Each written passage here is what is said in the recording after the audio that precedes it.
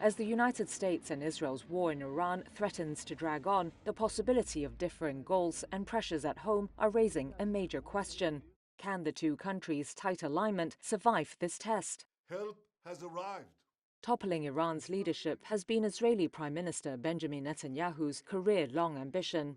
After Donald Trump returned to office in 2025, Netanyahu repeatedly tried to turn the US president's attention away from Israel's war in Gaza and toward Iran's ballistic missiles and nuclear ambitions, a US official told Reuters. The two countries have been planning their military operation for months, an Israeli official said, even as Trump sent envoys to nuclear talks with Iran. And timing for the attack was decided weeks ago. Netanyahu told Fox News, quote, "I have tried to persuade successive American administrations to take firm action, and President Trump did." Though Trump rejected the suggestion that Israel might have forced his country into war. We were having negotiations with these lunatics, and it was my opinion that they were going to attack first. I didn't want that to happen. So if anything, I might have forced Israel's hand. At the outset of the bombing campaign at the end of March, both Netanyahu and Trump said regime change was the goal. To the great proud people of Iran, I say tonight that the hour of your freedom is at hand. When we are finished, take over your government. It will be yours to take.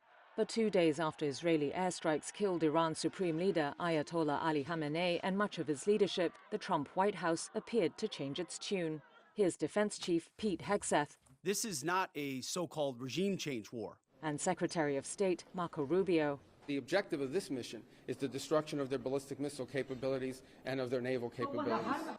Netanyahu, by contrast, has continued to call on Iran's citizens to take to the streets and overthrow their rulers. Trump has said the operation could take 4 or 5 weeks, or whatever it takes. Whatever the time is, it's okay. But pressures at home could affect the president's decisions as the war drags on and potentially expands.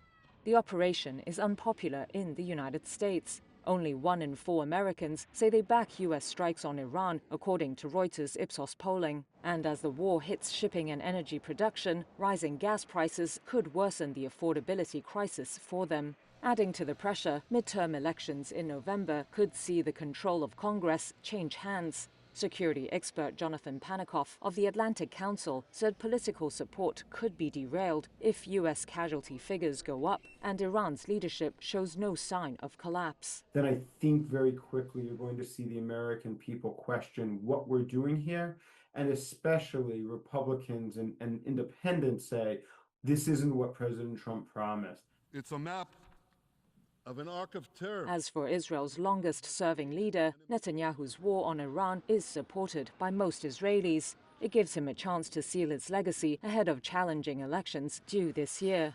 His far-right coalition faces fissures. He's on trial for corruption he denies, and Israelis are still reeling from a multi-front war that began after October 7, 2023. That's when Iran-backed Hamas militants launched their deadly surprise attack on Israel, which has hit the Prime Minister's security credentials. Netanyahu has rejected responsibility for security failures that day, but many Israelis continue to protest against him regularly, demanding accountability.